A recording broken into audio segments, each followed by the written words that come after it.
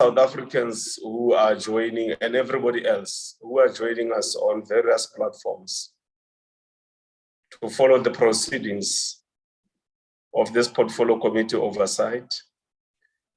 As you know, Parliament has provided various platforms like Parliament TV, YouTube, and other social media platforms to make sure that indeed our democracy provides an opportunity for South Africans and other people interested to follow the proceedings of various committees of Parliament, Parliament itself, to make proposals to Parliament, to petition Parliament, to visit Parliament, to talk to members, to talk to the presidium of Parliament, and so on and so forth. We also welcome members of the media who may be joining us today. As you know, honorable members, Parliament has got a responsibility that is based on 3 pillars, which is in the Constitution of the Republic. It is public participation, lawmaking, and the oversight over the executive. Those are the 3 most important things that every committee, every member has to measure himself or herself against. Today, honorable members, and everybody else who has joined us, the Director General of the BRICS Bank, Africa Regional Center, Mr. Monale Ratsuba, and your colleagues, as a portfolio committee on international relations and cooperation, we have adopted a strategic approach to our oversight on South Africa's foreign policy. We have decided to characterize it as a people-centered oversight on international relations and cooperation. Under it, the committee will be able to cover the length and breadth of the country to involve the masses of our people, international organizations in South Africa like yourselves, and the broader civil society in participating in oversight activities of the committee on the executive. Independent feedback on your interaction with DERCO, which is the Department of International Relations and Cooperation, and the people of South Africa in your work becomes an important part of our oversight mandate. Furthermore, as part of its mandate, the portfolio committee oversees the activities of the Department of International Relations and Cooperation as far as South Africa's involvement in cooperation activities with the forums of the Global South, BRICS being one such a forum. Since the BRICS Summit of 2023 is to be hosted by South Africa, as we all know, it will benefit the portfolio committee to be aware of the activities related to the projects funded by BRICS Bank towards infrastructure and sustainable development in South Africa and in Southern African development countries. It becomes important for the committee to know how far the processes are, successes and challenges that you may have come across, and what the portfolio committee could raise with the department in preparation for the BRICS Summit Recording in progress will be held this year in August in South Africa. Entering 2023, BRICS countries are embracing a brighter economic prospect. It is fair to say that in the post-COVID era, developing countries and emerging markets, and indeed the entire world, look to BRICS cooperation as the locomotive for the economic recovery and more vigorous development. We have noted the observations by some international commentators that with the African country taking over the chairpersonship of BRICS, 2023 looks set to be the BRICS bloc's most impactful year within the global economic and geopolitical landscape. The success of the BRICS mechanisms has also attracted many like-minded partners. So far, we have learned that many countries have expressed desire to join BRICS, including Iran, the UAE, Bahrain in Asia, Egypt, Algeria in Africa, Argentina in Latin America. All these are vivid testaments to the BRICS commitment to development. More importantly, having contributed more than 50% to global economic growth, BRICS cooperation has a direct catalytic effect on global developments. The BRICS Summit's 2011 Sanya Declaration, which welcomes South Africa, actually set the philosophical cornerstone for the expansion of BRICS. It declared that BRICS is open to increasing engagement and cooperation with non-BRICS countries, in particular emerging and developing countries, and to enhance the voice of emerging and developing countries in international affairs.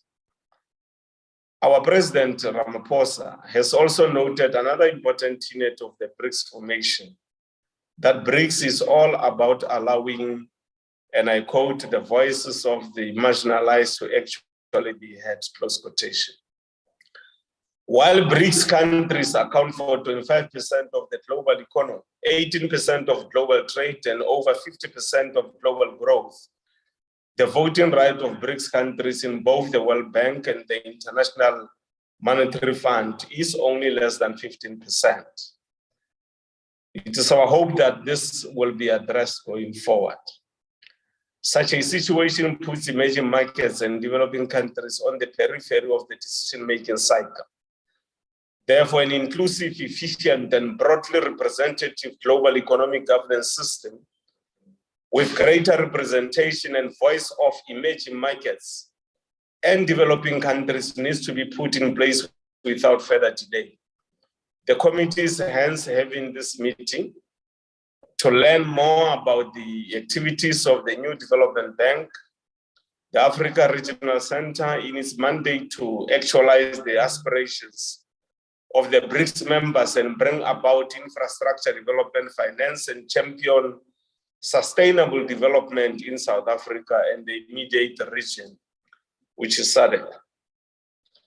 This information will enhance the committee's oversight on the involvement, implementation, and challenges regarding DERSCO's engagements of South Africa in the Global South. So I want to take this opportunity to greet you formally, to welcome you, and very much thank you for availing yourself, DG, while in Shanghai to share information with the committee in this regard. And I wish all the honorable members successful engagements together with those who are going to be engaging with us here today. I will now take this opportunity, now that we have opened the meeting, to give over to the DG. Thank you very much, Honorable Chair. And good morning to all honorable members and those that are attending as well. Good morning. My name is Monale Ratsoma, the Director General for the Africa Regional Center of the new Development Bank. I will take you through some slides to just show to you some of the work that the bank has been doing. So you'll see in the slide that it is mostly work in South Africa. And the reason for that, of course, is that as an institution, we process projects in member countries. And thus far in the continent of Africa, it is only South Africa and Egypt who have just recently joined the bank. And therefore, only in the foreseeable future, therefore, we'll be looking to do projects outside the borders of South Africa. Where are we so far as an institution globally? The bank has, since establishment in 2015, has approved about 90 projects in all member countries to a total of 30 billion US dollars. By country, this represents about 25% of projects approved in China, about 24% projects in India, about 18% in Brazil, 18% in South Africa, and 14% in Russia.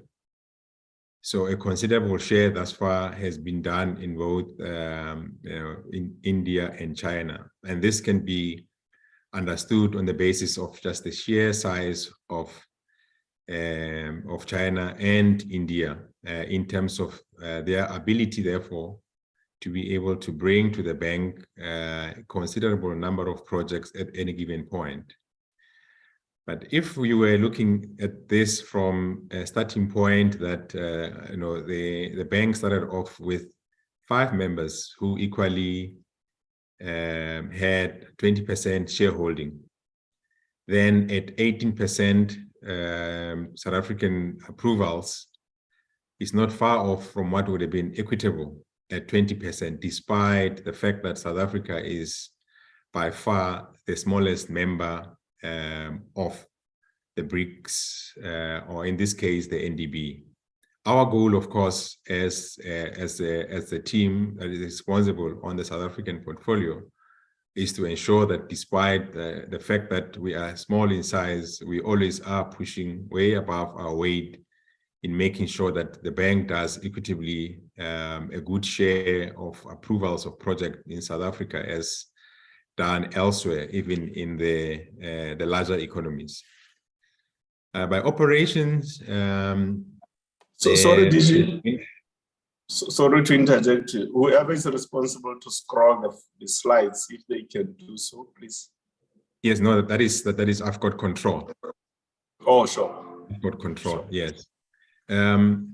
So by operations, the approvals have cut across various sectors. Energy, transport and water have taken the largest share of the programs. But also what shows up in our portfolio is that in the last 2 years or so, where the globe was hit by the COVID pandemic, the bank saw it fit to respond quite quickly, first with supporting member countries. Sorry, Chair.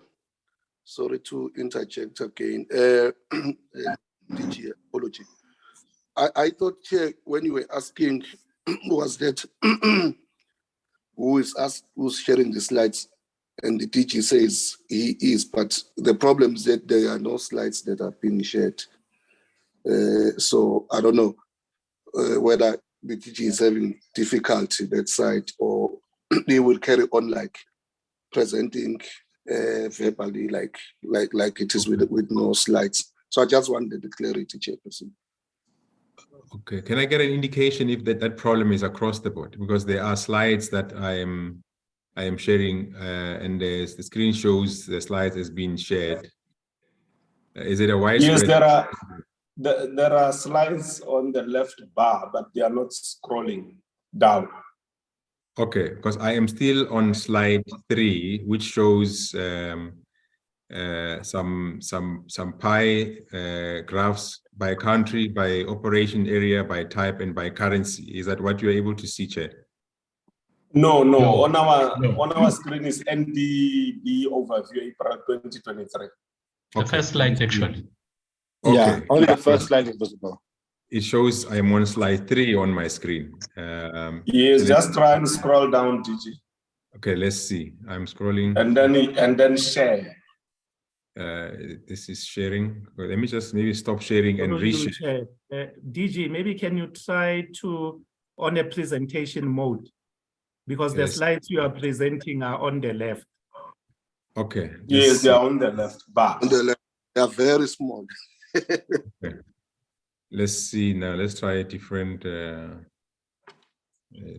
modality here.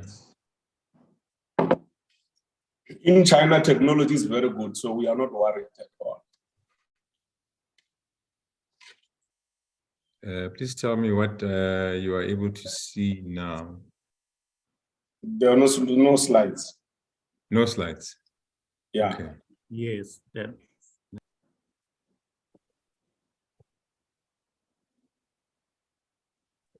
DG, through you check, can we try maybe Debo to share the slide? Yeah.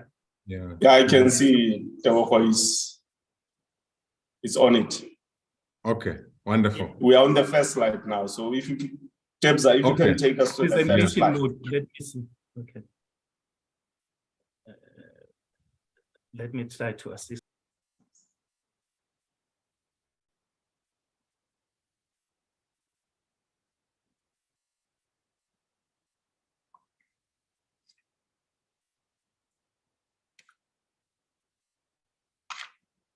Okay. Yeah, if you can move then to the next slide, that was slide 3. Yes. Yeah. Okay. And are all the members able to see the slides?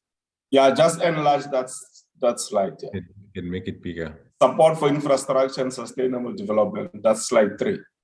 No, wonderful. So that's the slide that I was referring to, looking at operation, and I was just giving members an overview of what the bank did in response to the COVID pandemic. Was to be in the spirit of what the bank was established for, to be agile and responsive.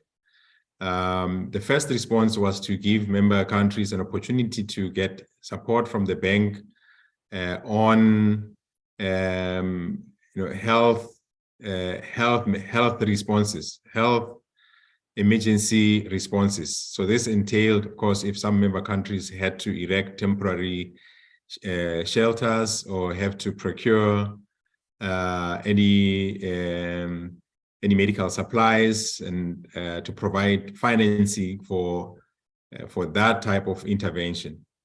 And of course, there was an appreciation here, honorable members, that the COVID pandemic did not only bring hardship from health responses, but they also brought economic hardship to member countries. So the second batch that was made available to members was economic recovery support, and South Africa took the opportunity to get that support from the bank on both health responses and also on the economic recovery. Over and above that, we've provided loans to South Africa on a number of projects, be it at a national level, which I will share later on in my slides, and also through various other entities and DFIs. Next slides. Moving beyond that one. Okay, so this year, gives members an idea of what the bank is focusing on and what the bank intends to focus on. We've just finalized a new strategy, which will run all the way to 2016 on what we want to focus on. A big appreciation that, in the early days of the bank, there was a lot of focus on sovereign lending. Sovereign lending meaning the bank lending to projects that are taking place across member countries at a national level, and also lending to state-owned entities that are borrowing either mainly through a guarantee or also on a non-guaranteed basis. I think this design, by sheer strength of the credit that the sovereigns would be, was an easy modality as the bank was looking to establish itself. So the next phase of the strategy introduces a number of different other aspects of the bank wants to focus on.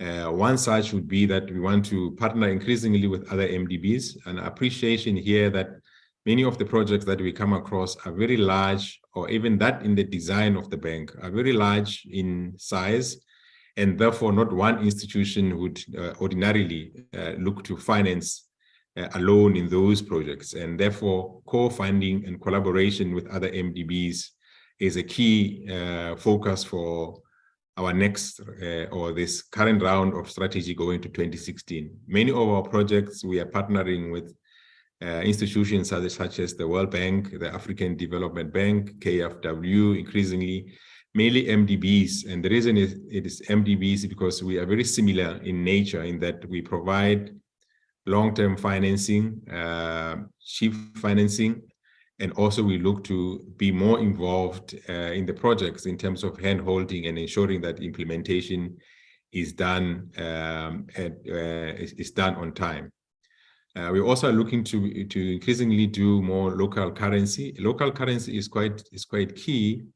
Much of our loans thus far have been across member countries in US dollars. We do have loans in South Africa that are local currency, but borrowing in local currency become quite useful, especially if there is a need from the private sector to do projects. Many private sector projects, because they generate a lot of their cash flow in local currency, they tend therefore also to require local currency financing. So we will be borrowing from capital markets in local currency so that we can be able to lend in local currency. Mobilizing private capital also becomes increasingly a focus, with an appreciation, of course, that the institution has limited means. So having to mobilize financing through private channels will strengthen the extent to which the bank is able to also bolster its own capital. Thematic bond issuance, also increasingly given the emphasis on green financing and the fact that we do sustainable projects, that is also a focus. We have just, in fact, as of yesterday, issued a successful green bond. So we issue this, of course, with the underpin that our own financing on project is on sustainable project. And those who lend us money, as we on lend, they have the comfort that it is going to, the financing will be going towards sustainable infrastructure programs. The next slide. So the imperative for our current strategy, again, focus on clean energy and energy efficiency. That's what the bank wants to continue doing. Renewable energy has been, dominating or increasingly taking a large portion of our focus in the portfolio. We, as an example, we're looking to participate in South Africa's Just Energy Transition. The bank pledged $3 billion over the next 3 to 5 years to support the Just Energy Transition course. This is obviously over and above that which the IPGs or the international partners have been working with South African government on, that is known as the $8.5 billion. Because we are not party to that, we have our own that we have directly pledged to South African government, that which will also support a much more bigger scale and augment that which the IPGs are doing. Transport infrastructure, still a focus. We've got programs with Transnet that reflect this, programs with SANRAL that reflect this. We're looking for even opportunities at the private sector level, either through concessions sort, that is showing up in our pipeline. Water and sanitation, quite key focus of the bank as part of aiding development. Environmental protection projects, either through retrofitting some of the coal-fired power plants with technology that seeks to reduce emissions or mitigate emissions. We have one project like such that is in our portfolio. Social infrastructure, building of schools, building of health facilities, urban development, smart cities. We've got a few that have come to us for possible financing. Digital infrastructure, be it at a public sector or private sector. We also have some projects there in the pipeline that we are looking to finance over the coming few years. Please proceed to the next slide. So on the lending modalities, I indicated that in the early stages of the bank, sovereign and sovereign guarantee programs were largely the anchor of the portfolio. We have introduced over the last year or so subnationals. I think subnationals in our language, in the normal language, subnationals would mean financing to municipality. This is a new space for the bank. We most certainly have intentions to increasingly support municipalities. And the value here with municipalities would very much be that a multilateral development institutions like ourselves has strength in terms of monitoring and assisting with implementation of projects through various instruments, one of which would be technical assistance. We all know that municipalities in South Africa across require a lot of hand-holding in terms of implementations of projects. So this is a space that the bank will look to capacitate itself over time. As it stands, we have been in various discussions with the city of Johannesburg and the city of Cape Town, the metros, but this being the stepping stone through which we will be over time looking to capacitate ourselves sufficiently that we can expand the programs with various municipalities. Corporate funding also an increased focus. We find opportunities here that are maybe on the strength of the balance sheet of the corporate that is looking to do projects. So if I'm talking about telecommunications, it will be maybe some of the large telecommunications companies that are looking to deploy developmental projects, either laying down fiber of sort, which we can measure on the developmental value of it, and then we can finance on the basis of the strength of the balance sheet of the institution.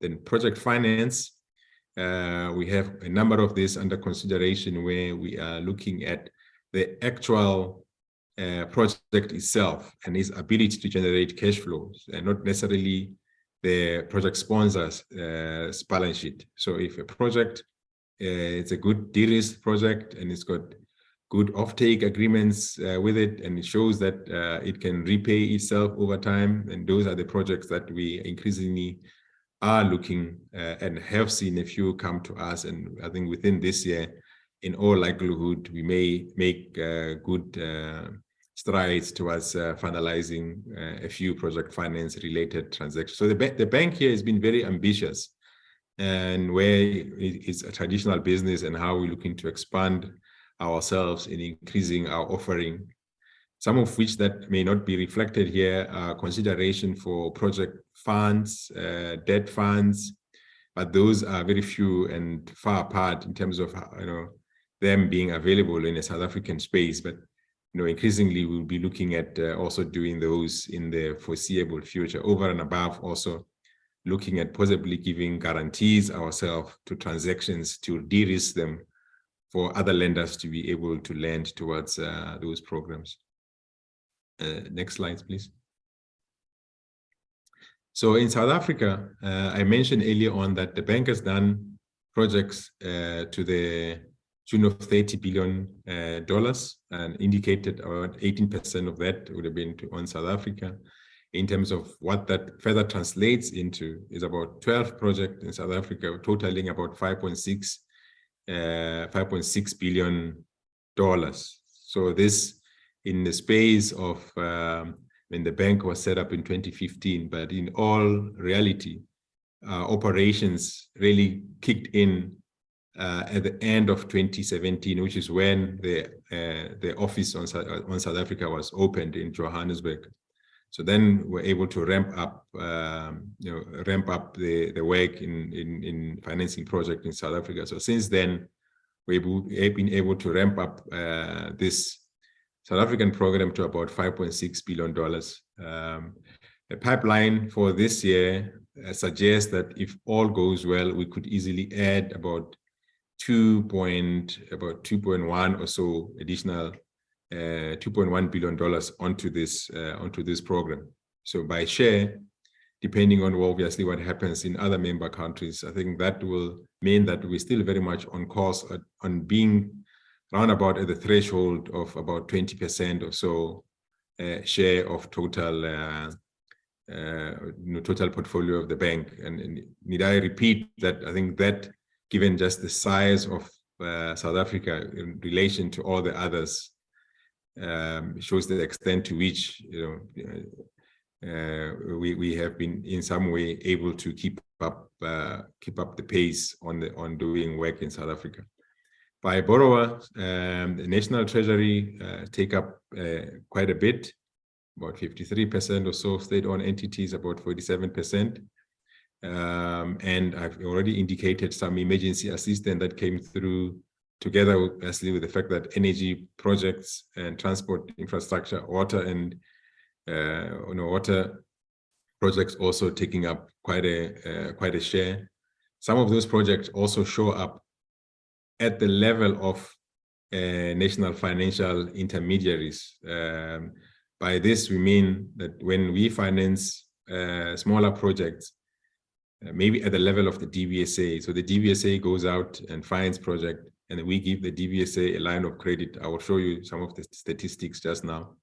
Or also the IDC, so we fund renewable projects that we finance the IDC, so the IDC can then on lend, which is quite common, I guess, in the circle of DFIs and MDBs, that because we ordinarily would have much more cheaper resources available. So another institution can come to us and borrow and still be able to lend those funds to another entity at a competitive rate. And it is the case where you see national financial intermediaries, as we call them. You would call them DFIs. And in South Africa, there's two such large DFIs, as I say, in the form of the DBSA and the IDC. And in the next slide, this shows some detail on the actual programs that have been approved thus far. ESCOM, we've done work with Transnet, DBSA, the IDC, TCTA. One very interesting project, that is the TCTA, given that I think in the beginning I indicated that the bank does finances project in member countries. That this project on Lesotho is in Lesotho, but we all know that supplies water to South Africa. So we've got a policy on projects in non-member countries, but that only applies if there is economic benefit to a member country, that you can go and do a project in a non-member country and demonstrate benefit to a member country. So the Lesotho Highlands Water Project is one such, is a first for the bank, and it's still the only project with those characteristics that the bank has done. Sanral, we have financed through on the toll program, and I've mentioned the government on the emergency loan, and government also through Sanral on the non-toll program. So how this would work is that Treasury is going to finance on the fiscus non-toll programs, and they also require, of course, on any given day, the government borrows from either capital market so that they can finance the appropriation. So in this case, coming to MDBs, the resources proved to be much, much cheaper than the government would have been able to receive anywhere, which I guess signals and shows the wisdom of government being shareholders in this institution, not limited to South Africa.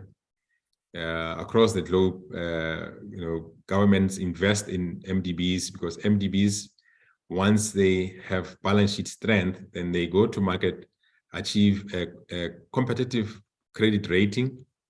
In this case, we are a AA rated institution. It means we can get funds cheaper into the bank. By so doing, we can on lend cheaper. And that is the reason why many governments will invest in setting up MDBs such that they are able to, they invest. In this case, South Africa invested $2 billion, as all you know, honorable members. The idea, of course, is that you invest $2 billion and then it comes back in multiples. So already we are at $5.6 billion, and I've indicated we could end the year with additional $2 billion, with the $2 billion investment being static. And over the years, then that which we invested would have created itself in quite a considerable amount in multiplying on the contribution to development on infrastructure programs. So South Africa also does this similarly with the African Development Bank, shareholder with the World Bank, and those resources. The intention, of course, would be that you invest R1 as an example, and the R1 comes back in multiples to aid development. There's also that which I think it seems not coming clear on this very slide, latest program with the DBSA that was approved in 2022, additional other over and above what you see there on 2018, the DBSA, we approved the DBSA at the end of 2022 on an additional program that seeks to support DBSA with water projects and also student housing projects. That part of the social program that we indicated as a strategic imperative for the current strategy going to 2016. So my last slide is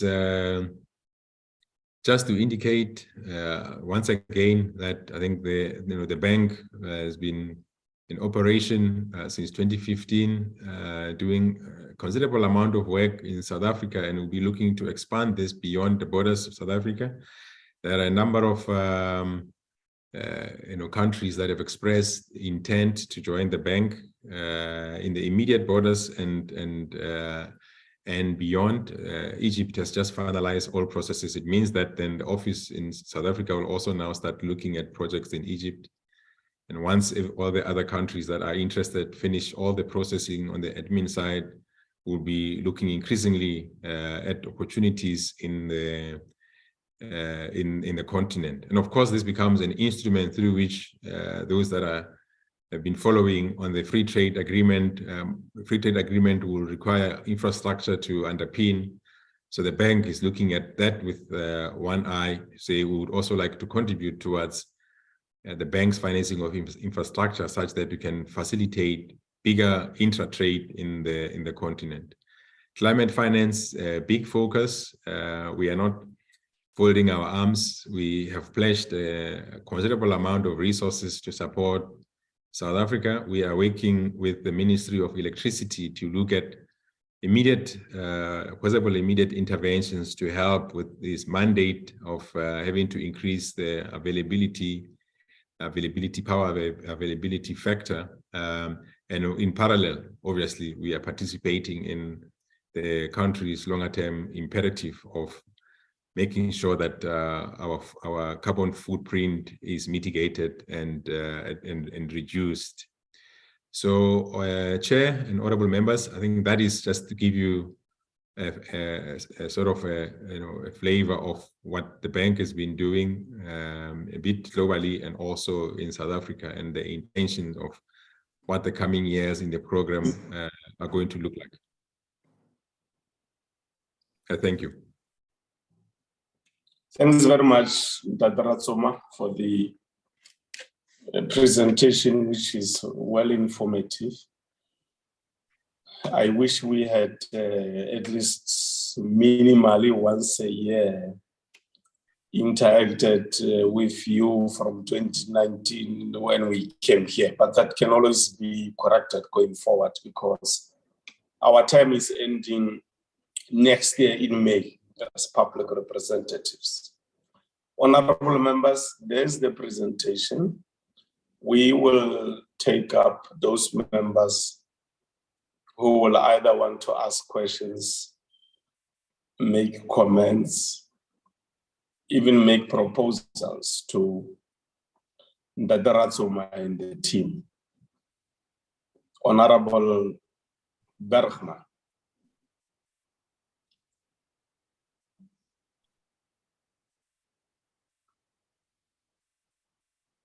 Chair, thank you very much. Thank you. Thank you for the great presentation. It was very enlightening. I just wanted to, in case I missed it, just ask that in the initial presentation, when we first started, what was the initial deposit into the bank from the 4 countries? And what, who were the first, let's say in the first 5 projects, who were the first 5 projects to draw from the bank? What were their amounts that they withdrew? And what were the terms of those loans that they withdrew from the bank? Second of all, I see how much is catered for South Africa. That's a lot of money, I must say. However, let's say that, and please, this is not any political ideology, but it is a concern, a grave concern, and we'd be silly not to talk about the elephant in the room. But let us say that President Putin does arrive in August, and that we don't find a way to withdraw the invitation, or that some might not want to withdraw the invitation. What happens if that we find ourselves with sanctions put on let's say South Africa?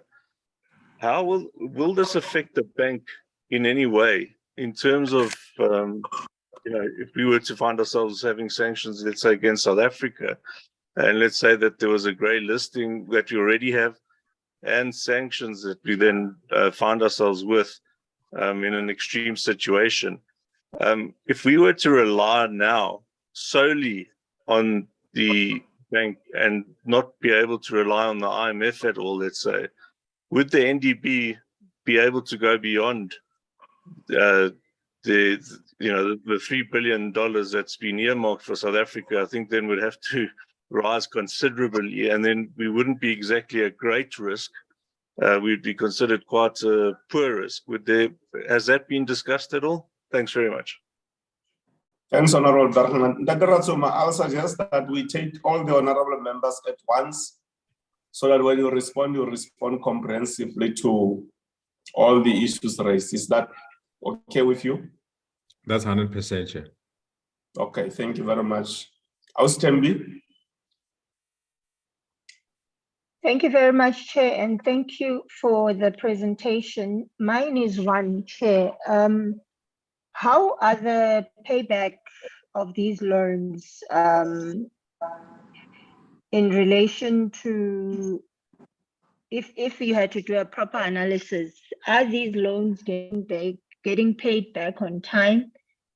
And what is South Africa's stance with regards to the loans, and if they are paying them timeously, all the loans that we've taken, and how do we determine the type of private funding? Does the company have to be 100% South African, or it can have elements of ownership in Europe and all the type of ownership in that company? Thanks, Chair. Thank you, Honorable Msani. Honorable Faba. Thank you, Chair. Am I audible? Yes, very audible. Thank you, Chairperson, and thank you for the presentation.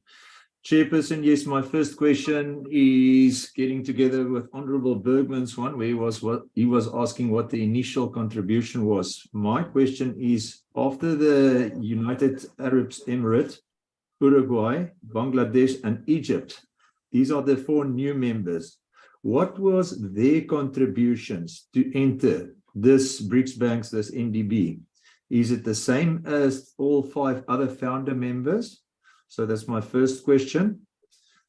Second question, if the National Development Bank is not using the US dollar or the euro as a measurement currency, as I understand,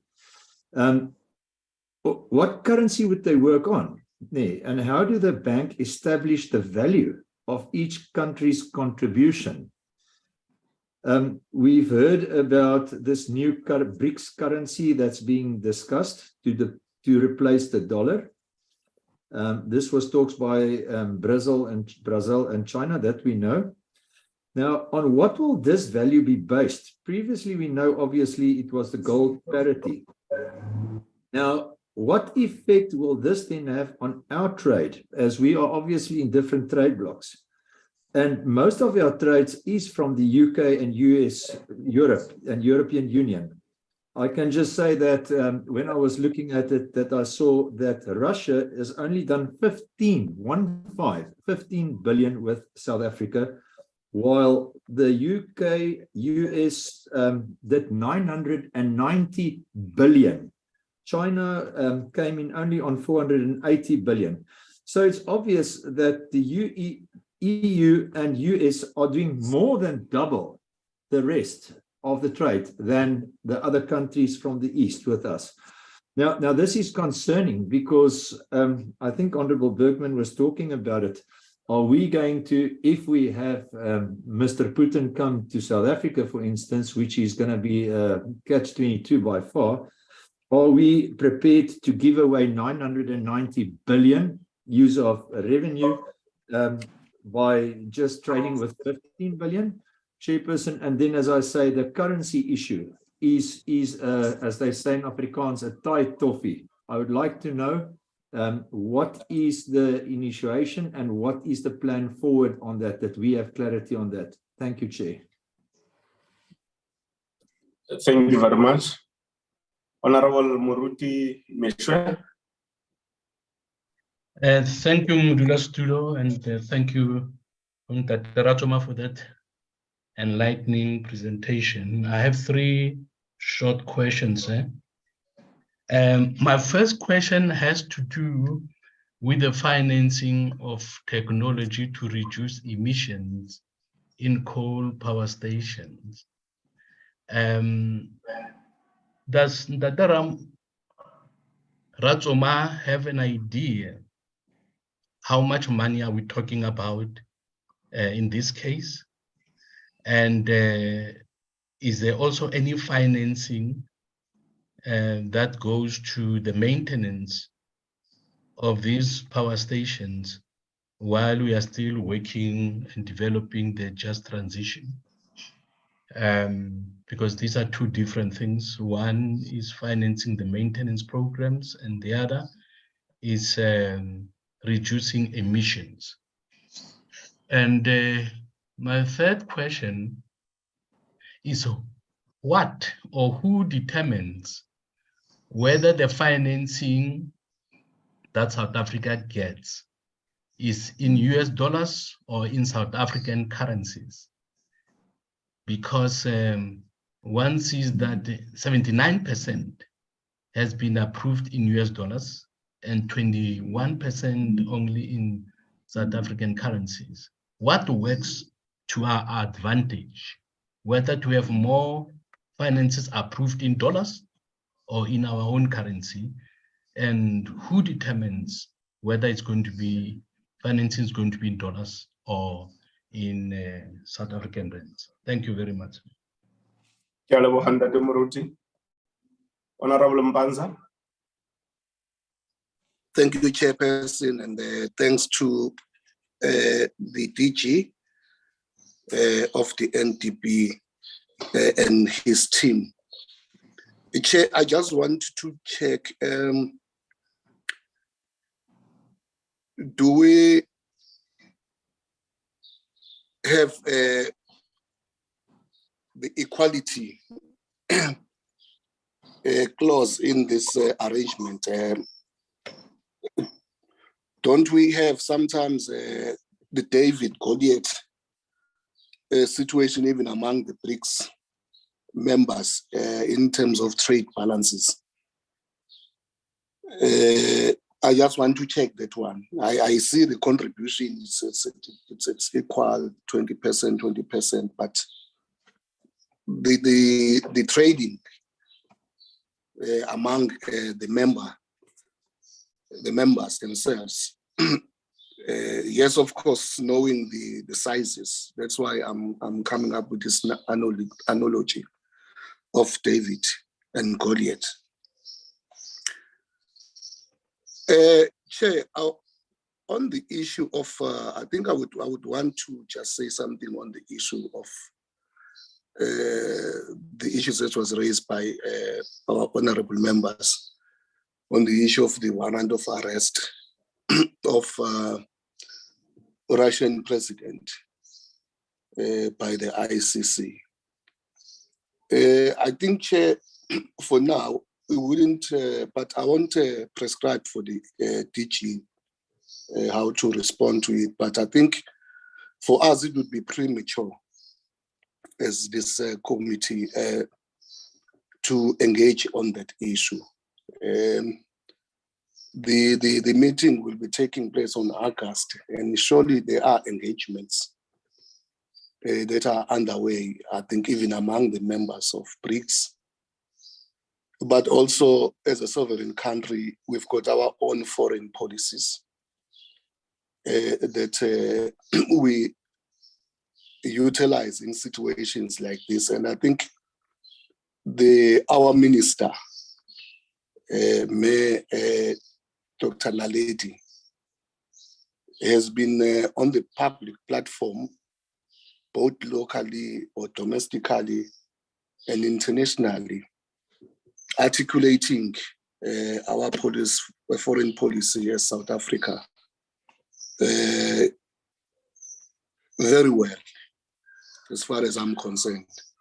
There's no ambiguity as to where South Africa stands on quite a number of issues, including the issue of the tensions or war between Russia and Ukraine. So I just want to put that factor to this meeting, so that when we engage, or maybe we get a response and maybe triggers some further discussion on this issue, but we must be guided about why I have raised. Chair, I just want also to check, in line with what Honorable Msani has raised in terms of which the companies, whether they are a combination of foreign or local, when they are awarded these funds by the NDP. But I want to check to further to expand on that question. Any institution, even the banks, when they are going to lend their money, there are conditions, terms and conditions that they put to the borrowers or to those who are funded. I know government does have their own policies in terms of making use of the local, or including the local citizens or companies or contractors when major projects are taking place. The reason why I am asking the chairperson, we have seen situations where, particularly on the infrastructural projects, like your roads, because he has also talked about Sunral, that industry is dominated by the big multinational companies, the so-called Big Five, your Basil Reeds, your Greenacres. And there's been an outcry from small emerging contractors that they are excluded. And these companies, they don't even subcontract. Hence, you have now, particularly in KZN, this grouping called Amadela Ngokubona, who are now imposing themselves in these contracts and demanding protection fees and all those things, which maybe the intention is good, but sometimes it does now have an element of criminality. But the painful thing about it is that the end result is that now the projects then sometimes end up not being undertaken, or the companies then they leave the sites because they are fearing for their lives, for their infrastructure. And as a result, then communities, at the end of the day, they don't get the services. They become the victims eventually. So I just wanted to check that there is something in the NDP that also, prescribe such conditions to those whether they are funding, whether it's a government, whether it's a public or private. Lastly, Chair, is there any social responsibility funds that are set aside by the NDPs? Because it's important for all companies and even churches and NPOs, and they always have that set aside kind of, because we live in a world where many things are happening, and there must be an element of being a caring institution, even if it's a bank, which is more of a profit-making organization, but also to have a sense that it's not only interested in profit-making, but it's also interested in the welfare of the society or the communities that it is serving. Thanks very much, Chairperson. Thank you very much, Honorable Mpanza. Honorable Nkosi, I'm aware that you were struggling with network. I don't know whether you were able to follow part of the discussions and whether you would like to make some remarks or ask a question.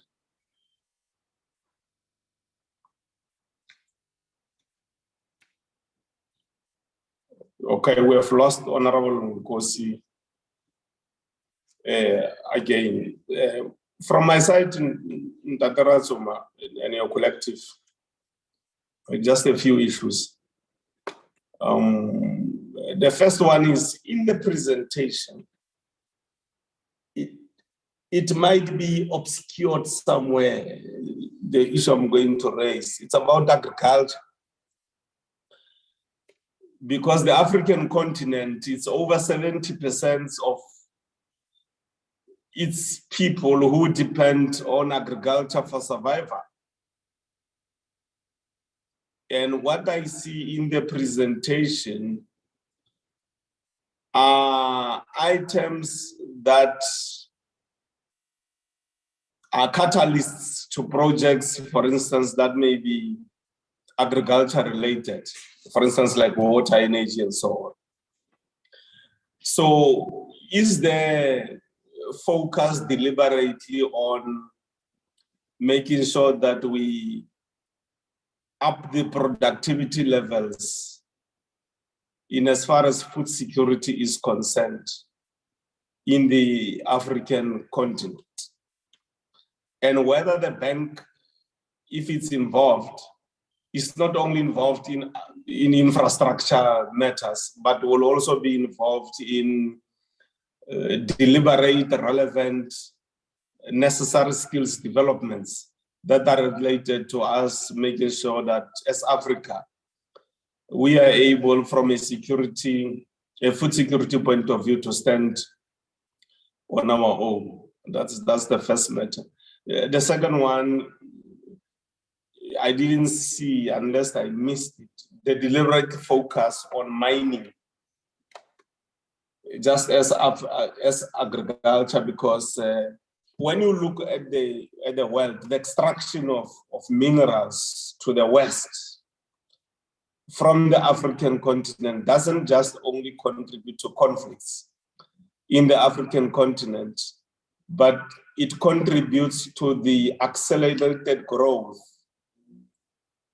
linked to industrialization of the Western countries at the expense of the Africa embedded minerals continent. As to whether you may be working with the AU, there's a deliberate agreed approach in as far as production and productivity, finished products and so on that are minerals related is concerned. The third matter is on industrialization, as to whether there is an agreed approach with the 54 countries in the African continent as to the scale at which we are going to be pitching the industrialization that is necessary for Africa's development. The other matter, I think we all know, honorable members, that it will not be the responsibility of the bank to respond to political matters that relate to warrants of arrest and so on. The only thing which I think any bank, including Bontate Ratsoma, will be doing is to look at possible risks which may be a consequence of developments that may be politically related. And that is done not only because of BRICS, I mean, it's done all over the world every day. That's what you look at. If countries that produce oil, like when the US invaded Iraq without any provocation, the first thing that banks around the world and states will look at will be how will that affect, for instance, the production and the price of crude oil, and how that will also impact on other states, on institutions like banks, and so on. So I don't think that, but it will depend on the Daratsuma. I don't think it is their responsibility to respond to this ICC warrant of arrest if it happens. What they are going. Banks deal with risk, and that risk can come from anywhere in the world, and it's not up to banks to then say to member states, this is how we think you can resolve this matter, so that it doesn't affect matters that are related to risks that may affect us as banks. The last issue just I want to raise, and that Ratsuma relates to whether the bank has got a deliberate posture to initiate projects that are aimed at decolonization in economic terms of the African continent, because we all know how the extent to which the West colonized the African continent, and how post-colonization, there's still manifestations of colonialism in the entire African continent, the majority of countries which are former colonies. The problems that we face are not created by God in the African continent, they are man-made, and people came together and decided that they are going to ransack the African continent through colonization. So I just want to understand whether the bank, when it does its work, does consider not only underdevelopment as a phenomenon in economics, but underdevelopment, which as a phenomenon of economics in the African continent is a consequence of what Africa had to go through, which is colonialism. And Daratsuma, we are all done now as members. Over to you. No, thank you very much, Chair, and thank you, honorable members, for those questions. there's a slide that I would like to attempt to flight. So I think, Tebogo, it's you that is sharing that. If you can stop, let me attempt to share the slide. I think it will, you don't have the slide. I have it on my side. Let's see if technology can allow me this time to flight it.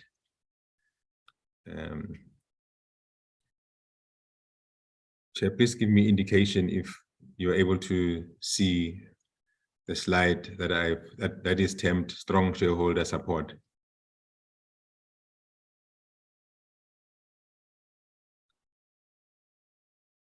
Yeah, we've got the slide, strong shareholder support.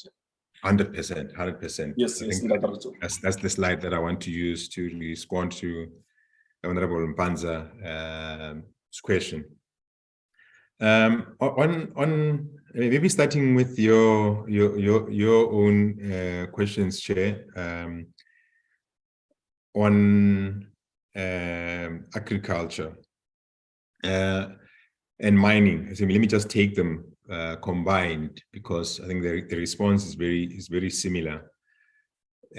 So as an institution, we enter into these sectors on the basis of the mandate as written down by shareholders. I know I have the struggles in many other forums, be it if I am talking to business councils, they would ask me directly whether we are deliberate in ensuring that we support small businesses, and so forth and so forth. And I always say the extent to which we are able to do work is limited by how narrowly we have been defined a mandate. So if in this case, our purpose is for infrastructure financing, the way through which we enter agriculture and mining and financing of infrastructure in sustainable development infrastructure, it will be to aid agriculture to become more either efficient with the consumption of water. In this case, if we are having to introduce the smart irrigation systems or irrigation systems broadly, on the infrastructure side, we would consider financing. On the mining, also we've defined our mandate on the infrastructure on the basis that if we come across maybe projects that are looking to reverse some of the environmental footprint of mining, those we can consider. Of that which is making mining more efficient in production, we can consider. So we do attempt, apart from the fact that in some sectors are more complex than others, to find definition with what the bank is able and can do comfortably within what members have defined as its mandate. So which also then speak to your next point around the work that we will do in developing countries. So we would not then be deliberately looking to go and address in the way that you define the problem, Honorable Chair, but rather we would measure the impact of the work that we do. In fact, there are slides that we'll be happy to share that maybe do not form part of the package of this conversation, where we are able to test against sustainable development goals, which goals are being achieved by which projects, and we go into very micro detail of trying to measure our impact on the ground on the basis of sustainable development goals, which indirectly, by degree of underdevelopment, they may rest or find expression in how you've packaged the problem. So South African projects, be it other African projects that we will consider as more countries become members, will be measured, and given the nature of the problem and the depth of the problem, maybe an intervention that is geared more towards water provision may be more pronounced in one country than the other, just given the extent of the underdevelopment of the country. So by so saying, yes, the bank does deliver on its sustainable development goals and ensures that the project are also given interpretation as such. And I hope that to some extent, Chair, that addresses, at least at minimum, a good part of your question. Then to Honorable Panza's question about David and Goliath, and I think the slide before you shows exactly or answers the question to a large degree, where the initial with the 5 member countries, we ensured that there is equal capital subscription. So the bank was formed with 100 billion US dollars worth of authorized capital, 50 billion of which would be subscribed capital, and then $10 billion of that would be what we call paid-in capital. So the paid-in capital is that which the member countries will have to pay equally. Each of the 5 members had to pay in $2 billion to capitalize the bank. And that brought them an equitable share of 20% in the initial onset. So what you see before you reflects some sort of a dilution of shareholding as the bank opened up for new members. And those members then have bought a small fraction, which then the bank monetized off the bank. As you see, Bangladesh have 1.8%, UAE 1%, and Egypt has recently joined, which means that there will be some form of dilution. So, but the 5 founding members then maintain equitable shareholding throughout all the dilution that we will take as in when new members come through. So amongst those members, Honorable Member Banza, there is no member that holds veto power over the other on the founding members. And that is, this is stemming from the fact that all countries, despite of size, contributed an equitable amount in the onset to address this very same problem that you fear would have had it not been addressed in the founding papers of the bank. Which companies enjoy benefit? A way to answer this is that in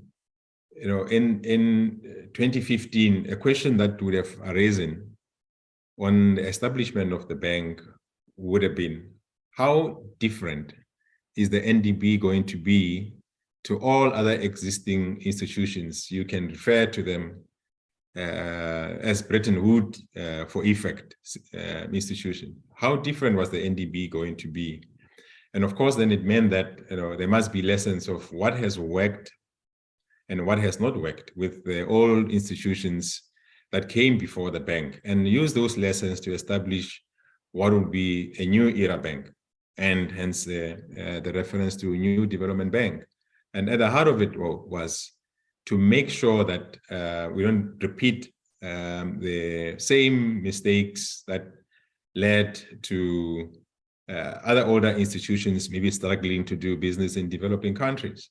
And one such was that they historically would be a certain element, or there has been a stigma that is sourced from the fact that older institutions have tended to dictate the course for borrowing countries, what systems to use, if it means systems on environmental policy, if it means procurement systems, and all of those then would be to the dictate. And as a result, the extent to which they've been able to penetrate into supporting countries was limited. So the new development bank uses country systems. So using country systems is that when we come through, we're looking at procurement as an example here that is much more relevant.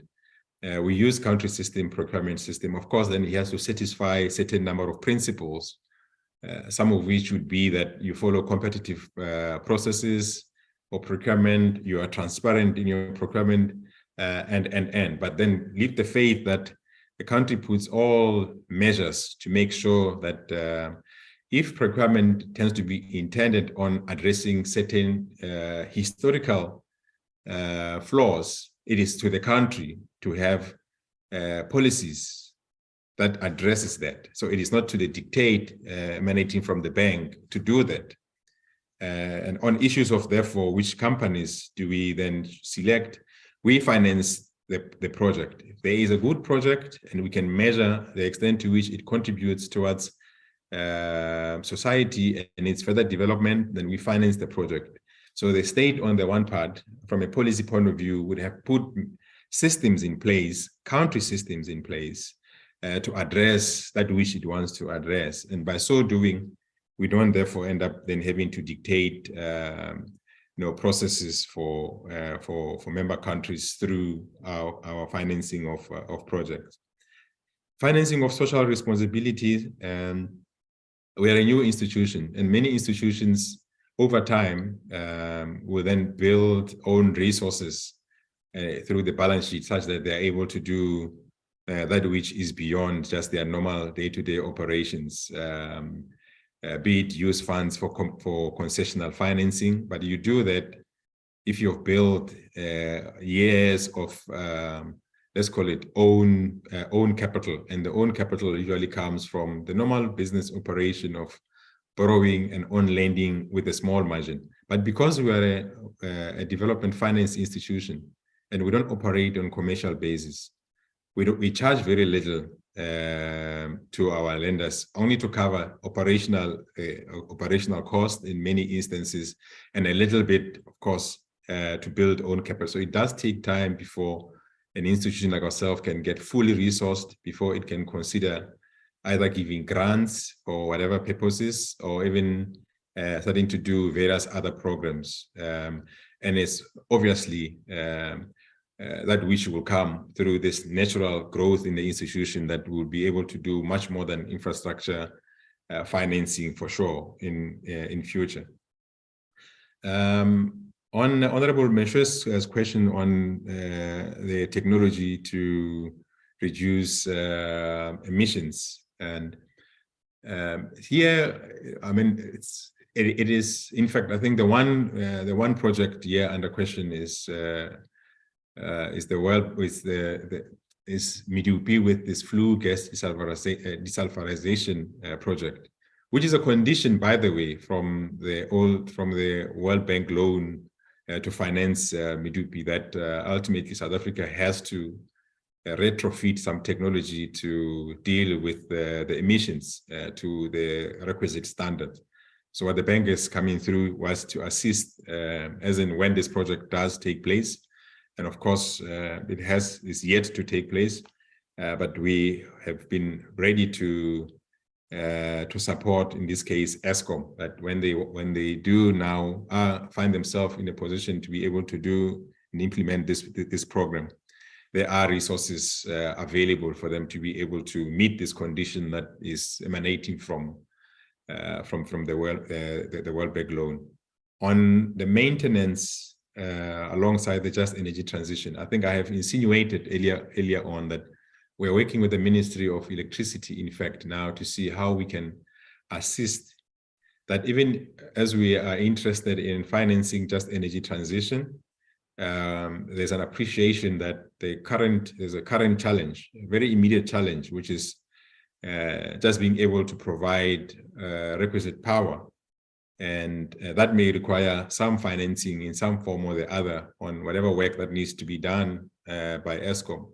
As and when that becomes clear, we are one of those institutions. And in fact, this morning, we're talking about this very same issue with the new president of the NDB, that the bank has to be ready with all these instruments to be able to assist. Once it is clear, of course, what that which needs to be done in the immediate term to increase availability of power. And as I say, we are very, very ready there to participate or support the country. Who determines currencies? We do not determine which currency borrower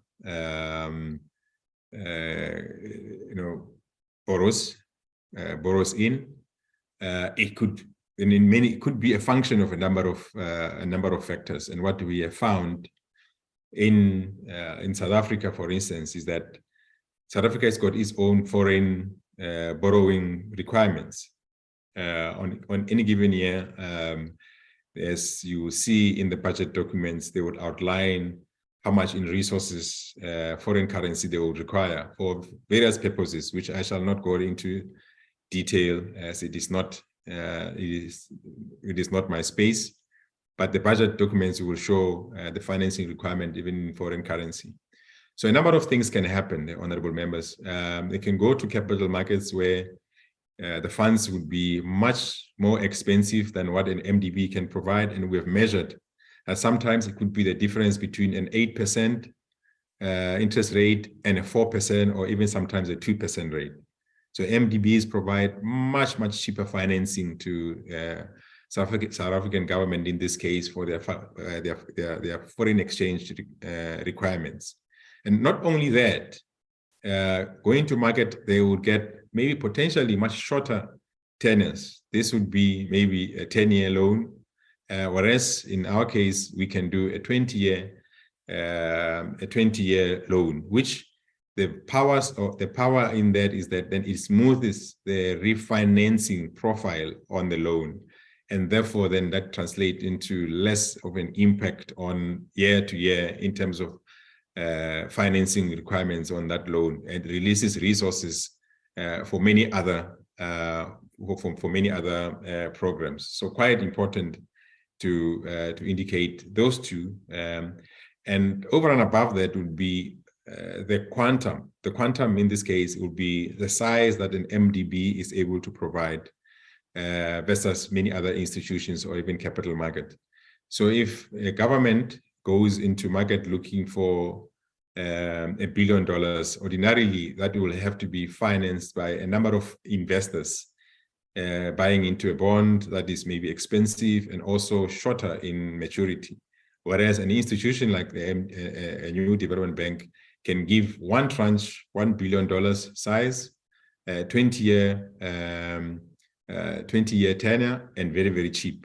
So it has been therefore the strategy, it seems, not only of South Africa, but also of many other countries, to use as much as possible MDBs for the value proposition of having cheaper financing, longer tenures, and larger quantums. We of course can finance in local currency, but by the fact that the South African government is essentially the custodian of the local currency through the National Treasury and their borrowing program, it's absolutely impossible that the NDB can provide local currency to the South African government. They will always be able to get it much cheaper in capital markets than they would get at the NDB, and therefore it will almost be skewed that foreign currency becomes more attractive. As a AA institution borrowing in international markets, we get the dollars cheaper, and then we can lend them to South African government cheaper. So I think I've already answered one of the questions from Honorable Bregman. The 2 billion contribution was the initial payment by all the members. The payback, what the bank lends to South African government in this case is a small fraction of what the South African government borrows at any given time. South African government borrows every week, either to refinance or to finance the shortfall in the budget, and there has not been an event of default that we are aware of, and our loans are also being serviced, and they have not been an issue. We do not expect, therefore, to be an issue in any way or form. And I think the issues of ownership of companies that we finance I've already touched on. So I think, Honorable Chair, I hope I've done justice to the question, and I think the one on the politics has been sufficiently addressed by yourself and Honorable Mpanza. Oh, thanks very much, Ratsuma. Thank you very much for that comprehensive response. Honorable Faber, is this an earlier hand? No, Chairperson. I'm sorry, but the DG did not answer me on my NDB question on the US-Euro currency that's being used, and as a new currency that's being discussed. There was no feedback from the DG on that, and what effect that might have on trade for South Africa. Okay. No, I think I don't think I'm in a space to really respond on the trade impact. I think I can respond on the currency impact, Honorable Chair. So as I said, I think this relates to who, if I understand Honorable Member's question correctly, relates to the choice of currencies that we lend through at any given point. And much of it is on demand basis. If a client wishes to borrow in US dollars or a client wishes to borrow through euros, the bank has built capability to be able to respond in those foreign currency. And it happens to be our most competitive market in terms of finding cheap resources. And I think that is the extent that where the bank comes through is in responding to if a member country comes through requiring a currency that the bank does not have capability or capacity, then that would be a response to a member country that we cannot provide a currency that the bank does not have the capability to lend in. Chairperson, I just want to know the comment on the DG on this so-called new currency to replace the dollar that is being discussed. If I can have any feedback on that, if possible. That would not be a discussion that is happening at the level of the bank.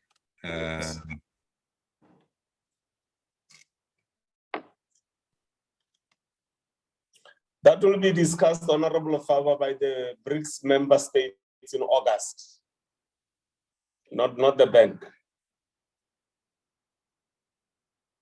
Thank you for that feedback, Chair. Thank you very much. Honorable members, I want to take this opportunity to really thank you for productive, lively, enlightening engagements, and thank Ndadaratsuma and his collective for coming to engage with the Portfolio Committee on this particular matter of the bank and its dynamics, what it does, and so on. I think we are further enlightened by your very comprehensive, useful, educative presentation. What we'll do in Ndadaratsuma, before we end our term next year, I think the first part of next year, we will see if we can slot in another session with yourselves. And maybe at that point it can be physical, because we had to arrange this type of a meeting because of other reasons, including the fact that we also wanted you to be there. But thanks for making a sacrifice that wherever you are in the world, you are in China now, to respect the Portfolio Committee and engage with us. We want to thank South Africans who are following the proceedings of this Portfolio Committee today on various platforms provided by Parliament, as I said earlier, to strengthen, to deepen democracy as part of a democratic parliament of the Republic of South Africa. Your team, Ndadarakoma, for arranging everything from a technical point of view and information documents point of view, presentations. Those who are from Parliament who prepared for this session today, we also want to extend our thanks to you. Honorable members, once more, thank you very much. We will meet later in the afternoon in another session at 2 o'clock. This formally brings us to the conclusion of today's engagements. Thank you very much, Lieutenant Ambani Kahle Moido.